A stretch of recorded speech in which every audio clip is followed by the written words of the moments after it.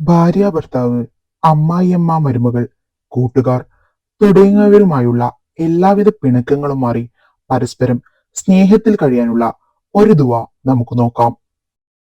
അസ്മാഉൽ ഹുസ്നയിൽപ്പെട്ട അള്ളാഹുവിന്റെ നാമങ്ങളിലൊന്നായ യാ വദൂദ് യാ അല്ലാ എന്നാണ് ആ ഇസ്മ്.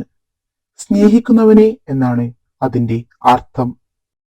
ഈ ഇസ്മ് രാവിലെയും വൈകുന്നേരവും 470 തവണ നിങ്ങൾ തുടർച്ചയായി ചൊല്ലുക.